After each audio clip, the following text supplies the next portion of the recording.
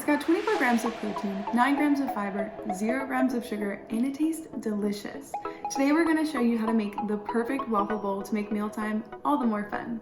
So if you want your bowl to be as healthy and taste as delicious as the meal you're putting in it, keep watching.